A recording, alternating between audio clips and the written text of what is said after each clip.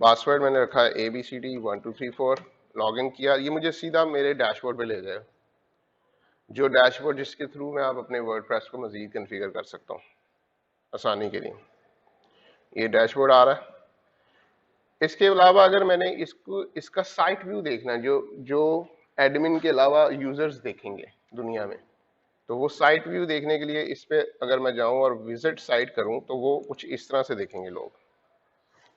Fill वक्त web GIS का जो पेज बनाया है इसने, वर्डप्रेस ने, वो कुछ इस तरह का बनाया।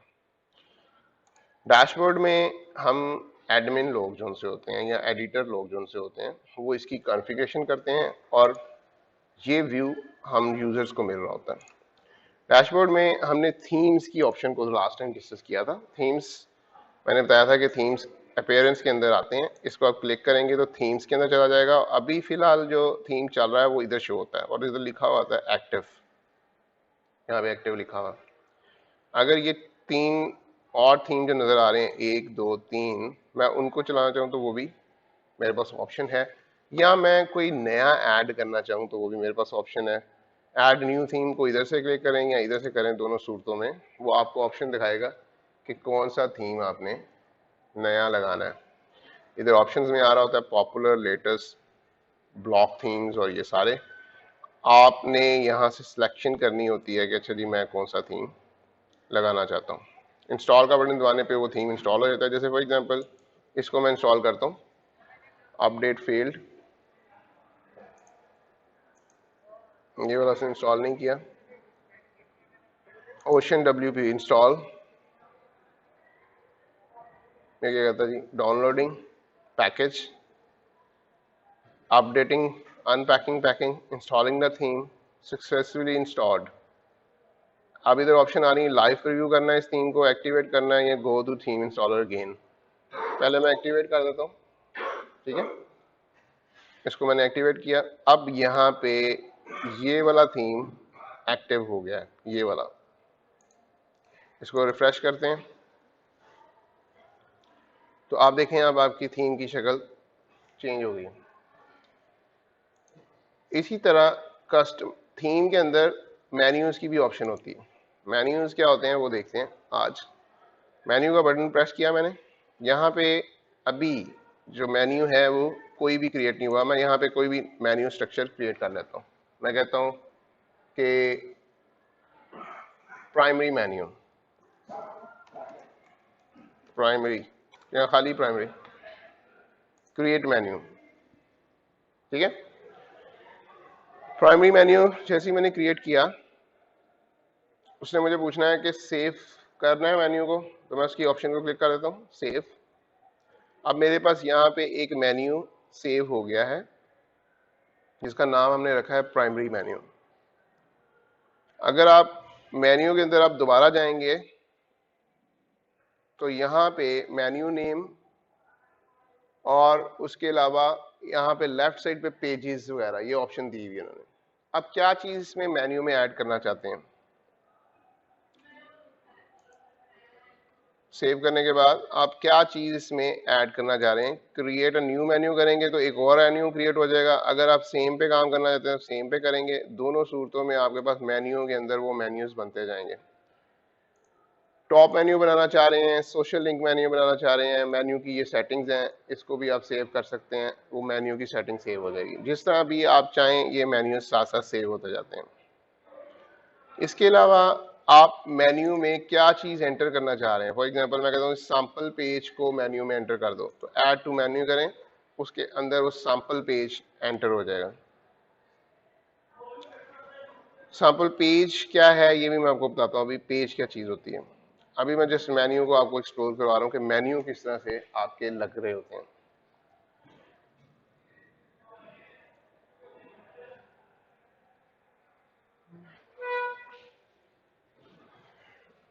यहाँ पर इंटरनेट का भी इशू समटाइम आ जाता है थोड़ा सा।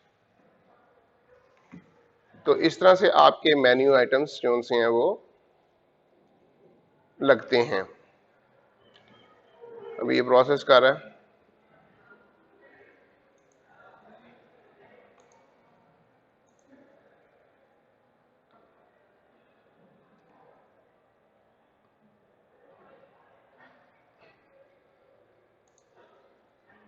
मेन्यूज,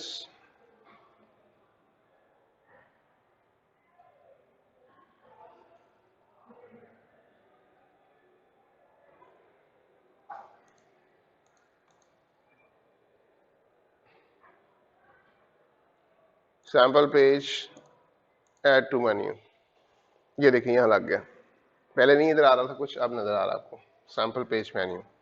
मैं एक और मेन्यू लगा देता हूँ आइटम। मैं क्या करता हूँ, यहाँ पे कस्टम लिंक से एक मेन्यू लगाता हूँ। कस्टम लिंक से, कस्टम लिंक में मैं यहाँ पे लिखता हूँ मेन्यू का यूआरएल। मेन्यू क्या होता है वो आपको अभी वो लाइव में नजर आएगा।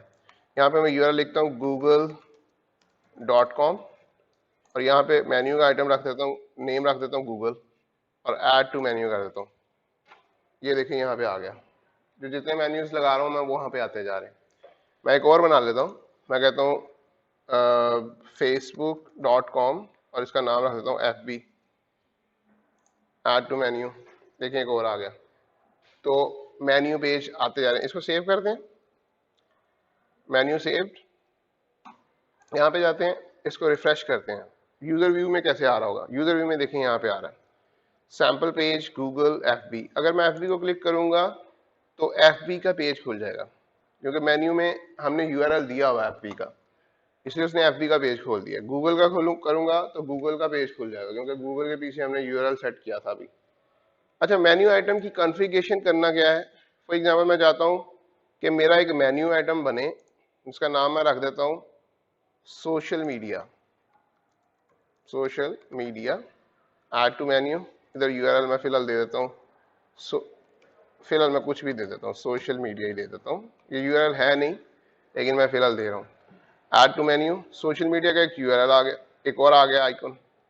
अब मैं चाहता हूं कि FB और जो गूगल है वो इस सोशल मीडिया के सब मेन्यू में आ जाए। मैं इस FB को पकड़ता हूं, पहले मैं सोशल मीडिया को पकड़ता हूं, उठा के इसे सबसे ऊपर ले जाता हूं, सेव मेन्यू। सोशल मीडिया सबसे ऊपर आ गया। अब मेन्यू में सीक्वेंस में पहले सैंपल पेज था, अब सोशल मीडिया सबसे पहले होगा। ये देखें, सोशल मीडिया सबसे पहले है। मैं क्या करता हूं, सोशल मीडिया के अंदर FB को रख देता हूं, थोड़ा सा मैं राइट करके इसे सब मेन्यू बना देता हूं। अब सोशल मीडिया के अंदर चला जाएगा FB, सब मेन्यू बन गया। देखें FB उसके सोशल मीडिया के अंदर आ रहा है। तो ये ड्रैग एंड ड्रॉप करता जा रहा हूं मैं, और अपनी साइट को उस तरह से यूआरएल, मेन्यू आइटम्स को कॉन्फ़िगरेशन जो मर्जी मैं लगाना चाहूँ मैं लगा सकता हूँ। कुछ भी नहीं मैंने करना इसमें, मैंने ऐसे ही करता है। ये तो था एक सिंपलेस्ट वे मेन्यूज का। अब मैं कहता हूँ एक पेज बना दो, एक नया। पेजेस में जाता हूँ, पेजेस में ऑलरेडी एक दो पेज पड़े हैं, प्राइवेसी पॉलिसी, सैंपल पेज। मैं कहता हूँ एक और बना दे, ऐड न्यू।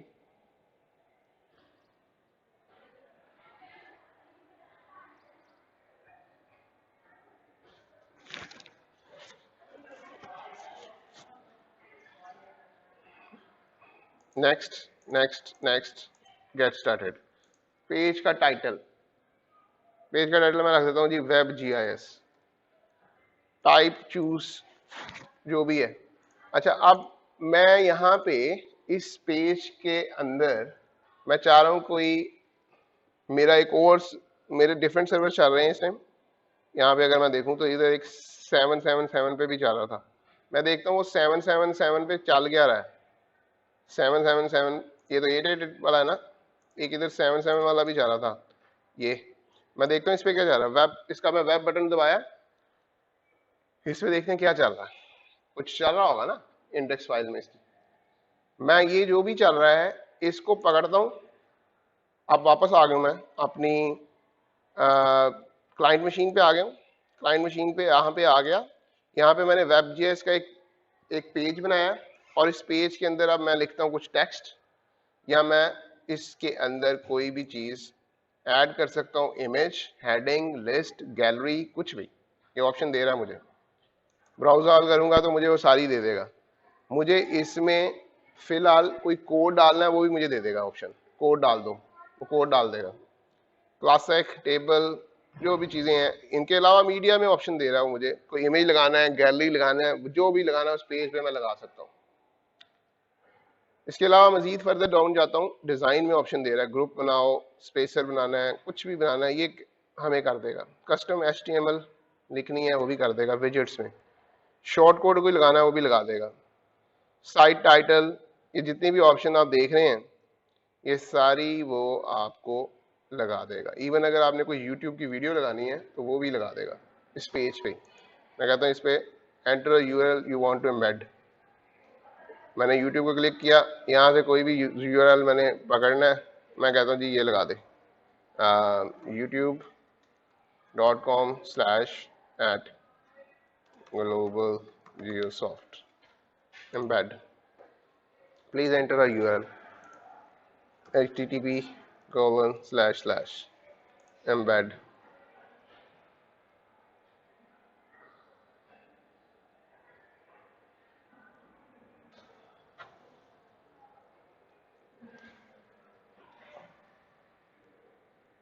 ये उसको अब उसके अंदर लेके जाएगा, पेज के अंदर जो मैंने नया पेज बनाया वेब जीएस का, उसमें डाल देगा।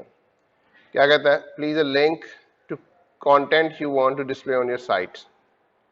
अच्छा, अब चूंकि ये मैंने लास्ट टाइम भी बताया था एस का भी सीन चलना है, और दूसरा ये लिंक जो है वो यूआरएल का नहीं है, ये बेसिकली है, क्या मैं बताता हूँ आपको, ये एक चैनल का लिंक था, आपने यूआरएल देना है, यूआरएल किसी वीडियो का होता है। तो मैं क्या करता हूँ, यहाँ पे जाता हूँ चैनल पे एक, और वहाँ से कोई मैं वीडियो का यूआरएल ले लेता हूँ। फॉर एग्जांपल मैं गया था youtube.com/ यहाँ पे जाता हूँ, यहाँ से कोई वीडियो पकड़ लेता हूँ और वीडियो का यूआरएल उठा लेता हूँ। फॉर एग्जांपल यही है वीडियो, ये यूआरएल बनता है इसका, कॉपी, वापस आया इधर, ये वाला यूआरएल एम्बेड किया, एम्बेड। अब देखते हैं क्या करता है, आप देखें उसने लगा दिया। क्यों? क्योंकि पहले मैंने दिया था चैनल का यूआरएल, अब मैंने क्या दिया है, अब मैंने यूआरएल वीडियो का दिया, उसने वो लगा दिया। इसको मैं इधर से पब्लिश कर दूंगा तो ये वेब जीआईएस का एक पेज बन जाएगा, उसको बाद में मैं मेन्यू आइटम लगा दूंगा, जैसे पहले लगाया था सैंपल पेज का, तो वो उधर मेन्यू में चला जाएगा, वेब जीआईएस को क्लिक करने पे ये वीडियो प्ले हो जाएगी। ठीक है, यहाँ पे ऑप्शन दे रहा है पब्लिश की, प्रीव्यू की, अभी मैंने प्रीव्यू नहीं किया ना पब्लिश किया। अगर मैं इसे पब्लिश कर देता हूँ, पब्लिश, अब व्यू पेज में जाता हूँ तो ये इस तरह से उसने लगाया वीडियो को। मैंने चूंकि वहां पे ऑप्शन सेलेक्ट की हुई थी एक ऐसी, जिससे अंदर मैंने कहा था कि पेज जब भी मैं क्रिएट करूं तो ऑटोमेटिकली तूने मेन्यू भी लगा देना उसका, तो इसलिए अगर आप देखें यहाँ पे, अब आप देखेंगे तो यहाँ पे मेन्यू आइटम गूगल के बाद खुद ही लगा होगा वेब जीएस का, ये देखें, पहले नहीं लगा हुआ था, अब लगा हुआ। क्यों? क्योंकि मैंने वो ऑप्शन दे दी थी उसको कि जो भी मैं पेजेस क्रिएट करता हूँ, आप शुरू कराए, मैं आ रहा हूँ, आप शुरू कराए, मैं आता हूँ, इनकी क्लास थोड़ी सी लेनी है, आता हूँ। तो इसका मतलब ये हुआ कि वो मैंने ऑप्शन दे दी थी उसे कि भाई जो भी पेज क्रिएट कर उसका मेन्यू आइटम खुद ही लगा दे। तो यहाँ पे देखें वेब जीएस का मेन्यू आइटम उसने खुद ही लगा दिया। अब इस वेब जीएस को मैं क्लिक करता हूँ तो ये वही खोल देगा पेज, कौन सा वाला, जो यूट्यूब का मैंने अभी क्रिएट किया आपके सामने। मैं कहता हूँ कि मेन्यू आइटम में अभी मैंने मेन्यू लगाया, एक पेज भी लगाया आपके सामने, और मैं कहता हूँ जी अच्छा मुझे ना दूसरे सर्वर का, जो मैंने अभी 777 पे इंडेक्स पेज चल रहा था मेरा, उसका मेन्यू आइटम लगा दो। मैं पेरेंट्स में जाता हूँ, मेन्यू, इस टाइम मेरे पास कितने मेन्यू आइटम है, ये वाले लगे हुए हैं। एक नया मेन्यू कस्टम लिंक के साथ क्रिएट करता हूँ और उस पर अब मैं coppgis.com:777 उसे कहता हूँ ये वाला यूआरएल चला, इसका नाम भी मैं आइटम का 777 रख देता हूँ, ऐड टू मेन्यू।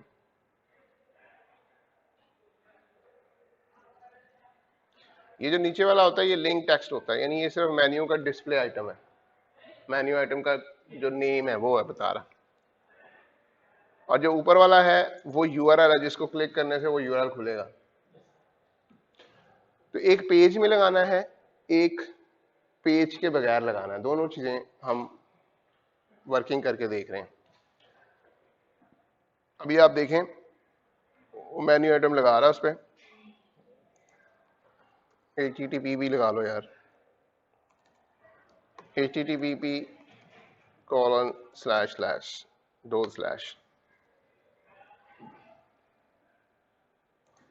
ये इंटरनेट भी कभी कभी स्लो हो जाता है यहाँ पे। लगा कि नहीं लगा? नहीं लगा।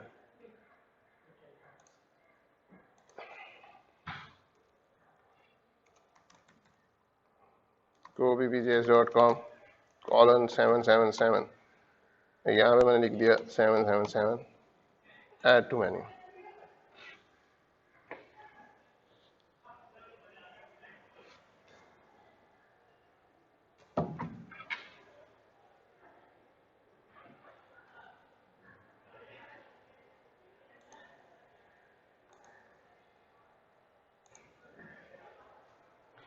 अब 7777 पे ये पेज खुलता है, तो लॉजिकली जब मैं इधर ये लगाऊंगा तो इसको क्लिक करने पे मेरे दूसरे सर्वर का पेज वो खोल देगा, ऐसे ही है ना? तो बशर्ते कि ये नेट का काम चलता रहे हमारा।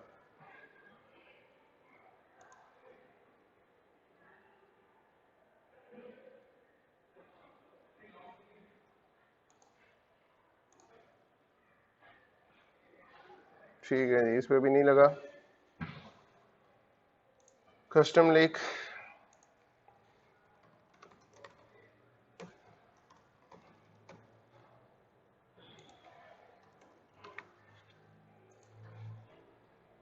ये लग गया जी, copypjs के नाम से।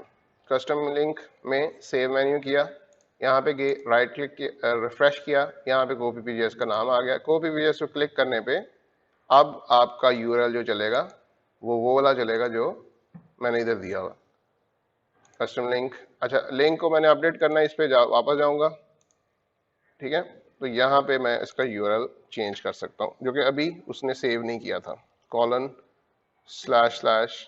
://copypjs.com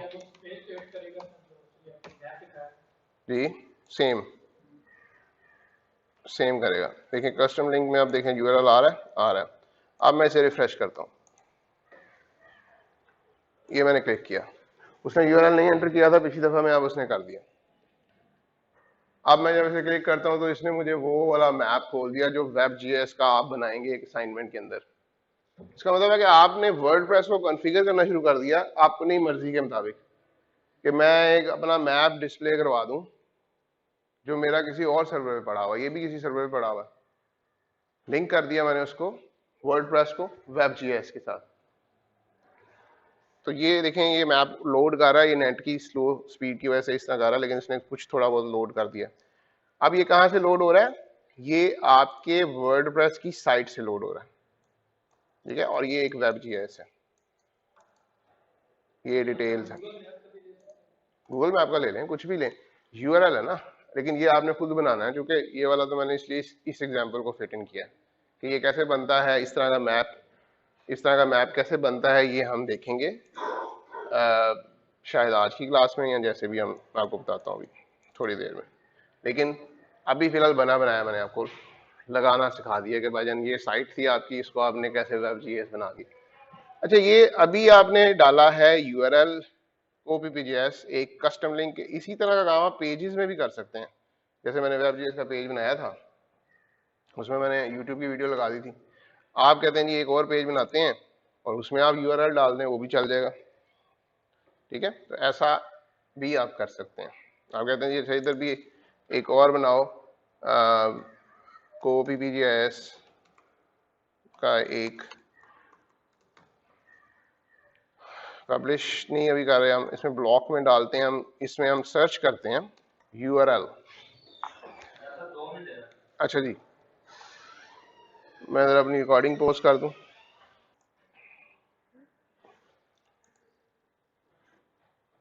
तो आप इसके अंदर यूआरएल भी एम्बेड कर सकते हैं, कोड के अंदर भी लगा सकते हैं। अगर कोड में लगाना है तो कोड में लगाने के लिए जस्ट यहाँ पे आप कोड में लिख दें http://coppgs.com:7777। इसको प्रीव्यू करें, पब्लिश करें। ये आपका इटैलिक है, उसके स्टाइल वगैरह दिए हुए हैं, ये कोड ब्लॉक है और इधर और भी ऑप्शन दिए होंगे उसने, देखा ना, इंसर्ट, एडिट एज एचटीएमएल, ठीक है ना। तो ये उसने सारी चीज़ें दी होती हैं। एडिट एज एचटीएमएल का मतलब है कि इस तरह से लगा रहा है ये इसको एचटीएमएल की फॉर्म में, प्री क्लास और एचटीटीपी, ये सारा उसने बताया। तो इसको भी पब्लिश कर देते हैं, पब्लिश, और व्यू पेज, इसने उसको मेरा ख्याल है उसी तरह ही ले लिया फिलहाल। अच्छा खैर, इसको आप इस तरह से एम्बेड भी कर सकते हैं, ठीक है। और एक ऑप्शन होती है जिसे हम विजेट बोलते हैं। विजेट कहाँ पे आ रहा होता है? विजेट आ रहा होता है जी ये आपकी, ये इन जगहों पे, इसे विजेट कहते हैं। देखिए आर्काइव्स का विजेट आ रहा है, कैटेगरी का विजेट आ रहा है, इसे विजेट बोलते हैं। अपीयरेंस में जाके विजेट्स में जाएं।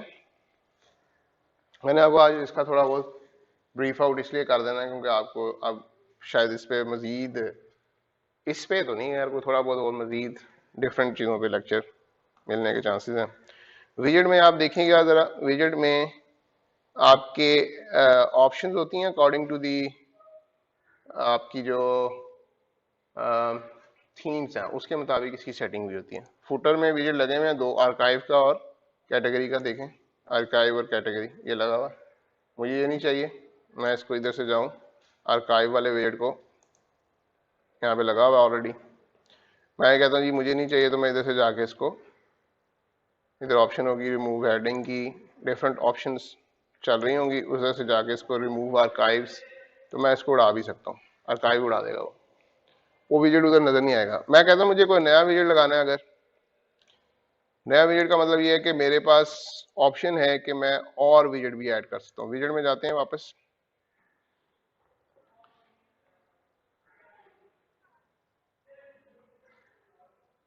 विजेट में आके ये ब्लॉक साइड बार है, ये फुटर 1 है, फुटर 2 है, इनएक्टिव विजेट्स। इनएक्टिव विजेट का मतलब है कोई अगर नहीं लगा हुआ, तो यहाँ से यूट्यूब का विजेट उठाएं, ये यहाँ पे उसका यूआरएल दें दोबारा से, जो भी यूआरएल आप देना चाह रहे हैं, फेसबुक यूट्यूब का, यूट्यूब यहाँ से देखें, यूट्यूब का कोई भी यूआरएल पकड़े,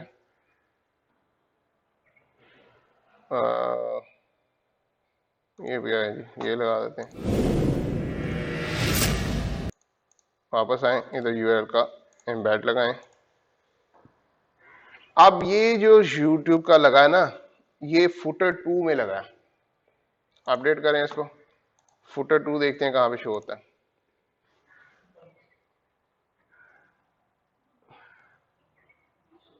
किधर लगा ये?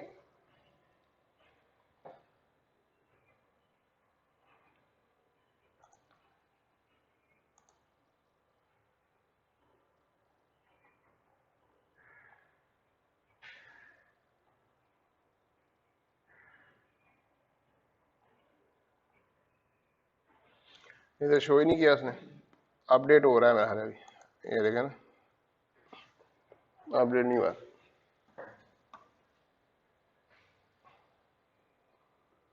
ये नेट की वजह से होता है ये सारा।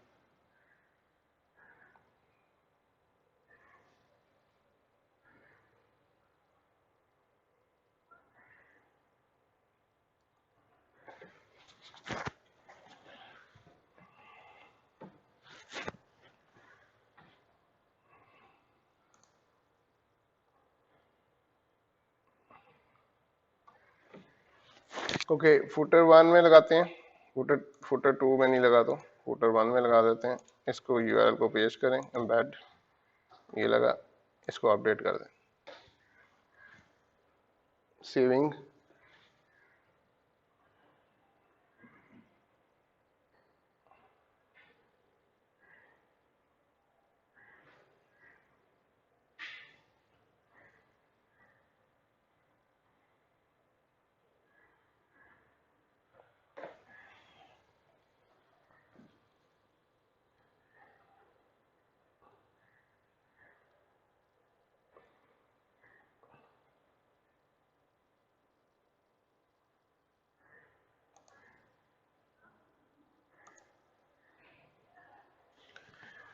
अच्छा, ये सेविंग कर रहा है। I believe there was an error, you are probably offline. कोई इंटरनेट का इशू। इधर लगाते हैं साइड बार में, यही वाला update embed update internet.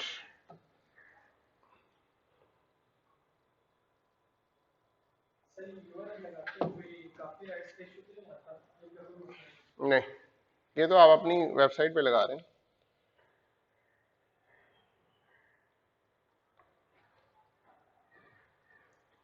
You are probably offline.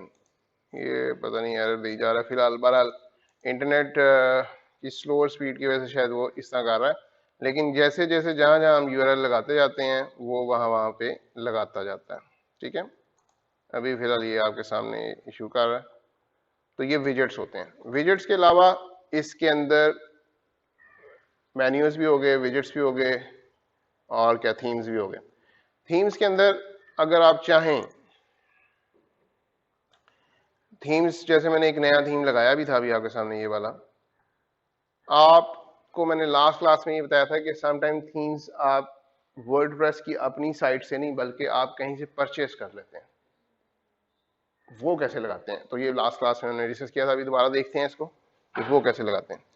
Theme को लगाने के लिए अब मैं साइट पे जाऊंगा, सर्वर की, सर्वर के ऊपर जिस जगह पे मेरा रूट फोल्डर चल रहा है उस पे जाऊंगा। ये वाला फोल्डर हम यूज कर रहे हैं फिलहाल, WP कंटेंट। इसके अंदर प्लगइन्स थीम्स की ऑप्शन होती है। थीम्स में जाऊंगा तो यहाँ पे वो थीम मैं पेस्ट करूंगा। अब मैं कैसे करूंगा, फॉर एग्जांपल पहले मैं देखता हूँ मेरे पास थीम जो अवेलेबल है। एक ये पड़ा हुआ है मेरे पास एक्स स्टोर के नाम से। मैं इस थीम को ऑलरेडी इधर अपलोड कर चुका हूँ। अगर आप के पास, जैसे मैं VPS यूज कर रहा हूँ अपना एक सर्वर, वर्चुअल प्राइवेट सर्वर, तो मैं तो उसके ऊपर एक्सेस कर रहा हूँ ना, लेकिन आपके पास ये सर्वर तो नहीं होगा। तो आपके पास दो ऑप्शन दूसरी होती है, वो होती है डोमेन होस्टिंग की। डोमेन होस्टिंग की शक्ल कैसी होती है वो भी मैं भी दिखा देता हूँ आपको कि वो कैसी होती है। डोमेन होस्टिंग पे फिर आप काम कैसे कर रहे होते हैं, उसका ऐसा ही तरीका होता है कि आप अपलोड करें उस पर थीम, और ये सारा प्रोसीजर होता है। वो देखते हैं वो इंटरफेस किस तरह का होता है डोमेन होस्टिंग वाला। फिलहाल आप वर्चुअल सर्वर वाला देख रहे हैं। ये थीम है, इसको कॉपी किया, इसमें गया, WP कंटेंट में गया। फिलहाल मैं इसको इधर ही पेस्ट करके इसको एक्सट्रैक्ट कर लेता हूँ। राइट क्लिक किया, एक्सट्रैक्ट टू एक्स स्टोर में। ये थीम का नाम है, मैंने इसको जस्ट एक्सट्रैक्ट कर रहा हूँ और देखता हूँ इसमें फिर क्या क्या चीज़ें मुझे मिलती हैं और मैंने इधर कौन सी रखनी होती हैं। बेसिकली थीम के अंदर जब आप बाय करते हैं कहीं से, तो उसमें फिर मल्टीपल चीज़ें आ जाती हैं, उनमें से आपको जो रिक्वायर्ड है वो उन जगहों पे रखनी होती हैं। तो वो हम देखते हैं हमारे पास क्या क्या है। ये अभी एक्सट्रैक्ट हो रहा है, तब तक मैं प्लगइन्स दिखा देता हूँ जी। एक दफ़ा ही, एक दफ़ा ही।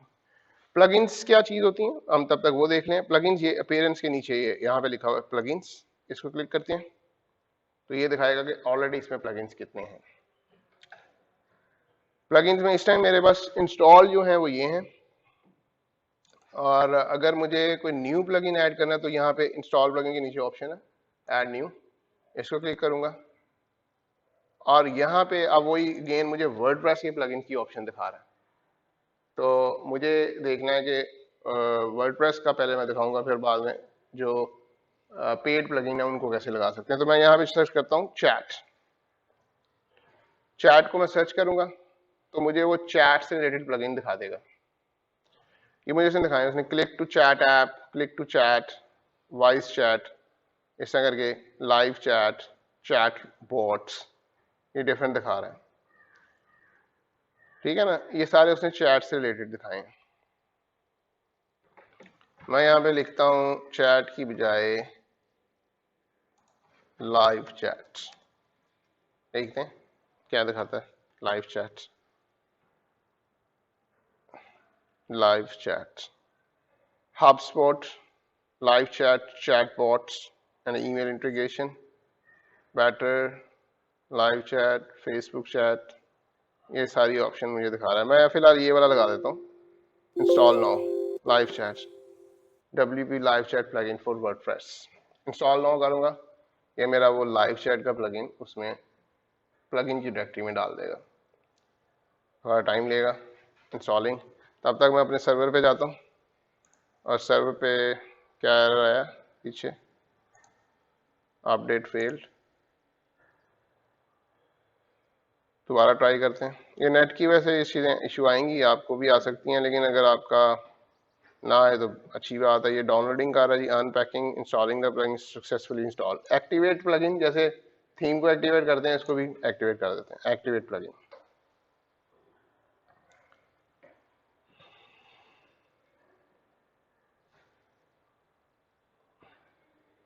जैसे मैंने इसे एक्टिवेट किया तो ये प्लगइन का वो इंटरफेस खोल रहा है। Create a live chat account to connect with your store, integrate with live chat. कह रहा है उसका अकाउंट बनाएं, already have account, log in करें। तो ये सारा वो बता रहा है। साइन अप करेंगे तो वो साइन अप कर देगा। साइन अप,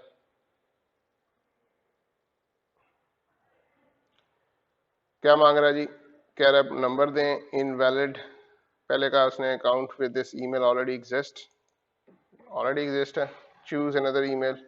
मैं अगर ऑलरेडी एग्जिस्ट है तो मैं लॉग इन कर लेता हूँ। एम आसिफ बट, पता नहीं है मैंने पासवर्ड क्या रखा होगा, बहरहाल मैं ट्राई करता हूँ। साइन इन विद गूगल कर लेता हूँ, अगर पासवर्ड वहाँ से उठा ले। ये वाला सेलेक्ट कर लेता हूँ। ये मैं अब प्लगइन के अंदर काम कर रहा हूँ।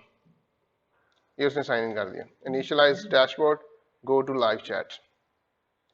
अब वो क्या कर रहा है, मुझे उस प्लगइन के साथ और मेरी जो वेबसाइट है उसके साथ मुझे इंटीग्रेट कर रहा है। ये प्लगइन के अंदर मैं खेल रहा हूँ इस टाइम। जब तक ये इंटीग्रेशन कर रहा है मैं यहाँ आता हूँ और इसको देखता हूँ इसमें क्या फ़र्क आया। रिफ्रेश, पेज को रिफ्रेश किया,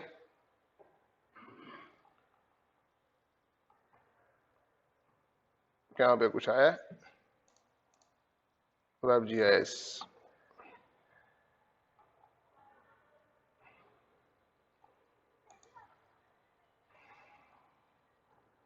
अभी तक तो कुछ नहीं आया। सब्सक्रिप्शन में आ गया। यहाँ पे वो मुझसे अब पैसे मांग रहा है फिलहाल, ठीक है। तो योर एक्सपायर्ड 2023 डेज अगो। अच्छा, वो उसने शुरू में मुझे दिया होगा वो ट्रायल पीरियड, वो मैंने एक्सपायर कर दिया। तो सम टाइम प्लगइन्स वो भी होंगे, इसलिए वो मुझे अब कुछ उसने शो भी नहीं किया। अदरवाइज इधर एक चैट आइकॉन आ जाना था इस जगह पे, जैसे लाइव असिस्टेंट टाइप नहीं होते, चैट लगे होते हैं, तो इस तरह का इधर लग जाना था। उसको मैंने क्लिक करना था, उसने मुझे चैटिंग करवा देनी थी तमाम लोगों से। तो अभी वो चूंकि मैं पहले यूज़ कर चुका हूँ ये, तो इसलिए उसने मुझे ये नहीं लगाने दिया सब्सक्रिप्शन में उसने। हाँ, अगर मैं नया सब्सक्राइब करूँगा, देखना live chat trial has expired, तो अगर मैं नया लगाऊंगा तो वो उस हिसाब से करेगा। तो खैर कोई मसला नहीं, ये हम पेड प्लगइन्स भी लगा सकते हैं। ये बता रहा है कि ये आपका ट्रायल वर्जन था तो एक्सपायर हो चुका है। तो प्लगइन्स जो से हैं वो इस तरह से, जैसे मैंने एक लगा कर दिखाने की कोशिश की लेकिन वो अनफॉर्चुनेटली नहीं लग सका। तो इस तरह से हम और भी सर्च कर सकते हैं। फॉर एग्जांपल लाइव चैट, एक दो दोबारा सर्च करते हैं कोई और प्लगइन। ये मैं यूज़ कर चुका हूँ, ये मैंने लगाया था, इसको मैं अब डीएक्टिवेट कर दूंगा। और ये कौन सा जी, WordPress live chat plugin for WooCommerce. WooCommerce समझते हैं, ये वो होती हैं commerce based, ecommerce based sites, उनके लिए। तो होता व्हाट्सएप का भी लग सकता है। अभी देखते हैं इधर कोई हमें मिल जाए ऐसा प्लगइन जो फ्री हो, नहीं तो फिर मुझे आपको वो देना पड़ेगा। चैट बॉट फॉर वर्डप्रेस है, ये डिफरेंट आ रहे हैं। फ्री लाइव चैट सपोर्ट है, ये भी एक प्लगइन है। चैट बोट है। तो ये हम लगा के असल में देखते हैं सम टाइम, जो हमें फिर सबसे अच्छा लगता है वो हम वही लगाते हैं बाद में। लाइव कॉल का भी प्लगइन है, ठीक है। और ये दूसरे पेज पे भी कुछ आ रहे होंगे। सर ये जिस तरह हम गूगल पे काम करते हैं, गूगल क्रोम पे, तो उसमें हम एक्सटेंशन ऐड करते हैं जी, वो भी ऐसे ही होती है कि गूगल स्टोर से आप एक्सटेंशन ऐड कर देते हो, ऐसे ही जी, वो प्लगइन की तरह ही वर्क करते हैं। ये इजी डिजिटल डाउनलोड है। तो मैं देख रहा हूँ कोई ज़रा जो पैसे पुसे ना मांगे। तो ये कौन सा जी, live chat by customer free live chat and video live chat for WP। चलें ये ट्राई करते हैं। लिखा तो उसने फ्री है, लेकिन अब ट्राई करते हैं। मैं इंस्टॉलिंग कर रहा हूँ इसको। इंस्टॉल करने के बाद मैं देखता हूँ कि ये अगर लग जाता है तो इस तरह से हम डिफरेंट प्लगइन्स को लगा लगा कर देख सकते हैं कि कौन सा हमें रिक्वायर्ड कौन सा, हम क्या लगाना चाह रहे हैं, क्या बनाना चाह रहे हैं। तो ये सारी गेम प्लगइन्स, थीम्स और इन चीज़ों पे बेस करके ये तैयार होती जाती है। स्टार्ट में शायद मैंने बताया होगा कि वर्डप्रेस ने दुनिया की 60% मार्केट कैप्चर की हुई दुनिया की, और इसमें काम क्या हो रहा है वो आपके सामने ही है, बस ड्रैग एंड ड्रॉप है। और दुनिया में इसी के ऊपर सबसे ज़्यादा वेबसाइट्स बनती हैं। अगर मैं मुख्तलिफ मिसाल दें दिखाऊं तो सबसे क्लोजेस्ट मिसाल आपकी ये एफसी कॉलेज की है। एफसी कॉलेज की वेबसाइट भी जो सी है वर्डप्रेस पे चल रही है, एक थीम के ऊपर। मैं आपको दूंगा एक एक्सरसाइज करने के लिए, तो आप एफसी कॉलेज जैसी वेबसाइट बना लेंगे। फेसबुक तो नहीं, फेसबुक वर्डप्रेस पे नहीं है, फेसबुक इसका अपना फ्रेमवर्क है।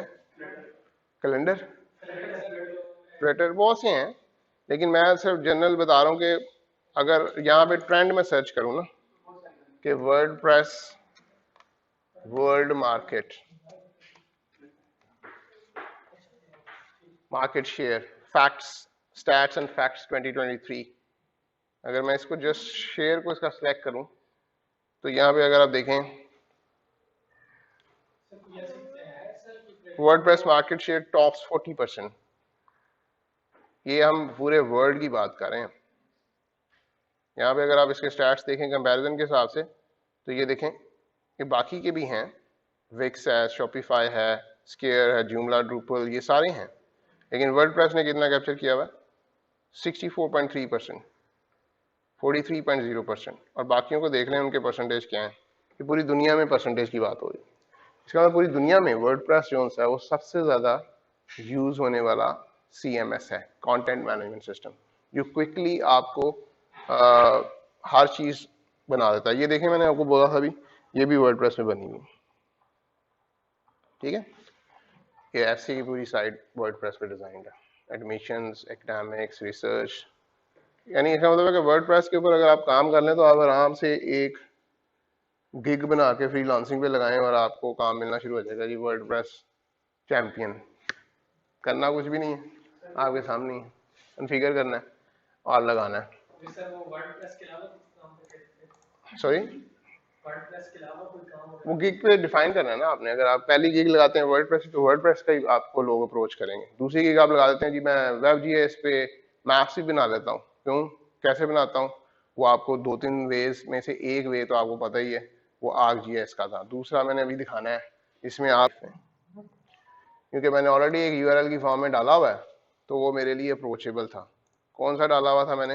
ये 777 वाला, ये रूट में गया और यहाँ पे जो इंडेक्स फाइल चल रही थी जो आपने एडिट की, तो उसमें ये वो फाइल है जो वो उठा रहा है। कहाँ से उठा रहा है? इंडेक्स से। और ये कोड कहाँ से आया है? ये कोड आप देखेंगे नेक्स्ट क्लास में, ठीक है, कि ये कैसे जनरेट किया उसने। तो बेसिकली आपके सारे काम जो उनसे हैं वो इजी हैं, एज लॉन्ग एज आपको क्लेवरली उनको मैनेज करना आता है, बस बेसिकली और कुछ नहीं। क्योंकि अब सारी चीज़ें जो उनसी हैं ना वो बोट्स की तरह चल रही हैं। जैसे अब आपका चैट बोर्ड भी आ गया हुआ, आप क्या करते हैं, जैसे लिखते हैं भाई मुझे ये कंटेंट बना दो, तो कंटेंट उसने बना दिया। अब आपको क्लेवरली उसे मैनेज करना है कि यार मुझे कंटेंट जो उसने बना कर दिया उसमें से मुझे क्या रिक्वायर्ड है, बस वो निकालना है मैंने। अब वो नहीं सोचना थिंकिंग प्रोसेस के कंटेंट खुद से पहले लिखूं मैं सारा, फिर उसमें से सोचूं कि मुझे क्या चाहिए। आप क्या है, आपने बस कंटेंट बनाकर उसमें से एक्सट्रैक्ट कर लेना अपनी मर्जी का, तो ये काम रह गया पीछे। आप इसी तरह वेबसाइट्स का, इसी तरह वेब.js का, इसी तरह हर चीज़ का, कि आपको क्लेवरली मैनेज करना आना चाहिए कि अच्छा यार ये डाटा है, इसको इधर से इधर ले जाओ, इधर से इधर ले आओ, घुमा के फिर वर्डप्रेस पे ले जाओ, अगर आसानी के लिए करना है तो आपने देखा कि मैंने एक वापस जाता हूँ उस पर, यहाँ पे एक्सस्टोर का थीम ऑलरेडी 777 पे चल रहा है।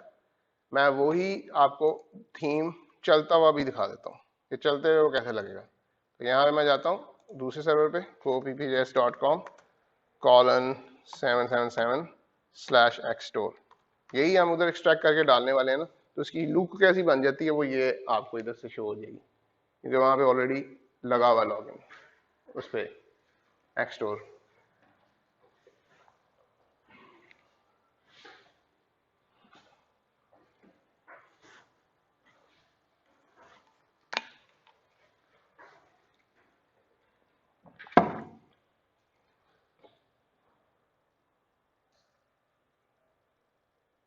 जब तक ये पेज लोड करता है मैं वापस सर्वर पे जाता हूँ और देखता हूँ वहां पे मैंने एक्सट्रैक्ट किया था उसको।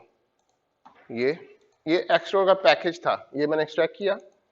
इसके अंदर आप देखें ये पूरा पैकेज नहीं बल्कि ये पूरी साइट ही है। पैकेज में डब्ल्यू ये पूरी साइट है, चूंकि साइट का मतलब है कि पूरी साइट का ही मैंने बैकअप किया हुआ, साइट पूरी का ही बैकअप कर लिया। एक होता है खाली प्लगइन, वो मेरा ख्याल है मैंने इधर बैकअप में नहीं दिखाया। तो अगर पूरी साइट का है आपके पास बैकअप तो उसमें फिर प्लगइन श्लगइन सारा कुछ ऑलरेडी डला होगा, थीम शीम भी। लेकिन मोस्टली देखें ना, एक्सटोर के अंदर जाएं आप, WP कंटेंट में जाएं, थीम्स यहाँ पे पड़े होते हैं।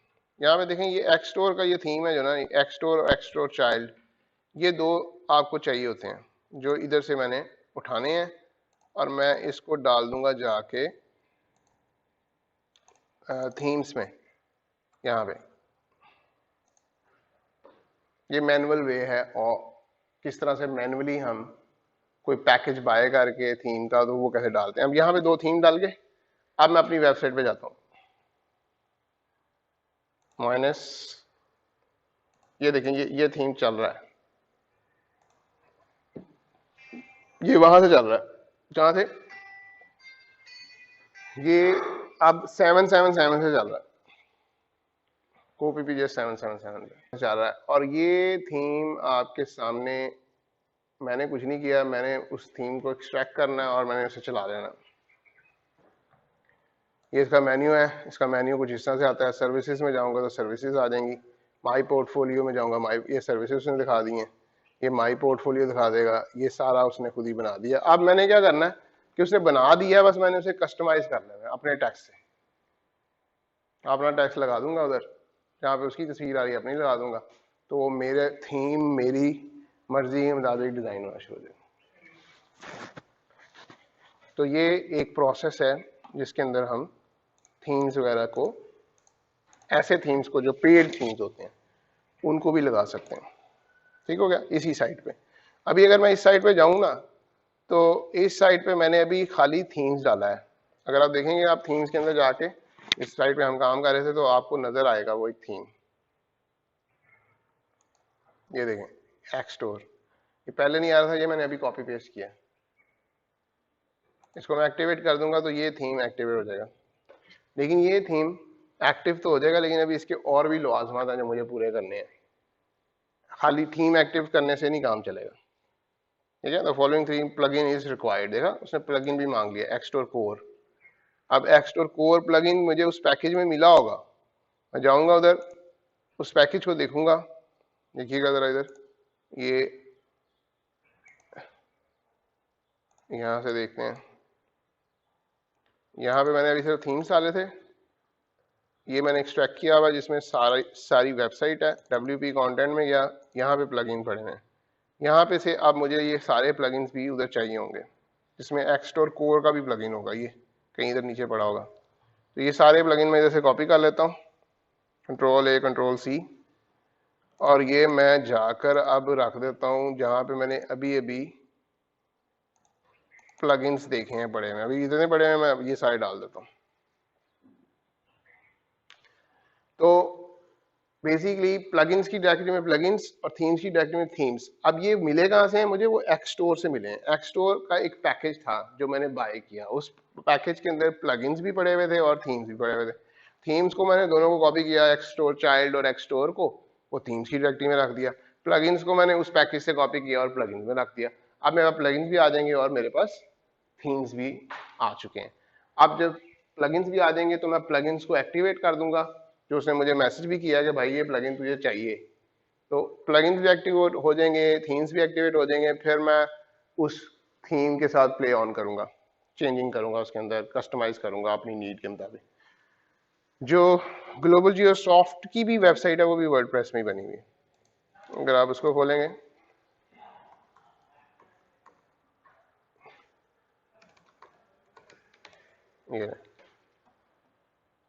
ये भी वर्डप्रेस की है। जो मैंने पहले ही बताया आपको 40% जो सा है वो मार्केट जो सी है वो ग्लोबल ये ग्लोबली जो सी है वो वर्डप्रेस में ही काम होता है, चूंकि तो वो आपको मिलेगा उसमें सारा काम बना। इसके कोई ड्रॉबैक नहीं, कोई लिमिटेशन नहीं है। ऐसी चीज होती तो ये मार्केट में 40% मार्केट कैसे लेके बैठा होगा।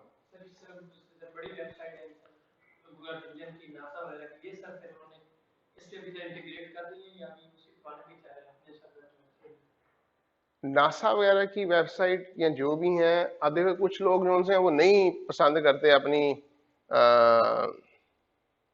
क्या उसे कहते हैं चीजों को कस्टमरी ट्रेडिशनल वे में चलना। जब अगर चैट बोर्ड आया है, अब मैं फिर भी मैंने कंटेंट खुद ही लिखना है तो फिर लिखी जा भाई।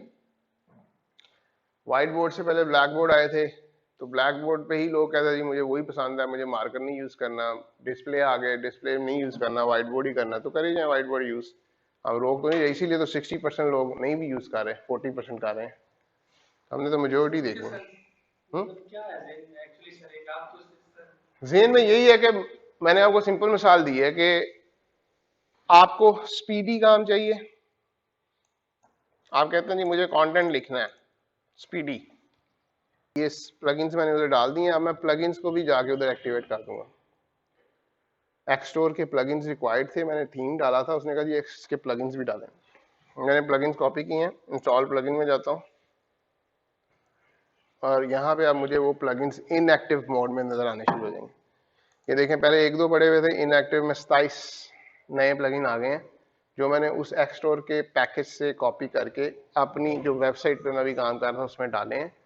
अब इन सारे इनएक्टिव को मैं एक्टिवेट करूंगा तो फिर वो मेरी रिक्वायरमेंट थीम की पूरी होगी। यानी खाली थीम डालना इज नॉट इम्पोर्टेंट, प्लगइन्स भी डालने पड़ते हैं। तो ये मैं इनएक्टिव प्लगइन्स को क्लिक करके देखूंगा कौन से हैं, और इधर से मैं बल्क में भी एक्टिवेट कर सकता हूँ। बल्क में कैसे होंगे, प्लगइन को सारे को सिलेक्ट किया, यहाँ पे बल्क एक्शन में एक्टिवेट सेलेक्ट करके अप्लाई कर दूंगा, तो ये सारे के सारे इनएक्टिवेट प्लगइन एक ही टाइम में एक्टिवेट हो जाएंगे। नहीं तो फिर अदर वे क्या है, एक एक प्लगइन को जाके एक्टिवेट करो। प्लगइन्स भी एक्टिवेट हो जाएंगे, उसके बाद आपका थीम भी एक्टिवेट हो जाएगा। तो फिर थीम जो सा जो शक्ल अख्तियार करेगा वो कुछ इस तरह की अख्तियार कर देगा, डिपेंडिंग कि आपने कौन सा उसका डाटा एक्सपोर्ट किया है। समटाइम हम हेल्प लेते हैं, डाटा को भी एक्सपोर्ट इंपोर्ट कर लेते हैं।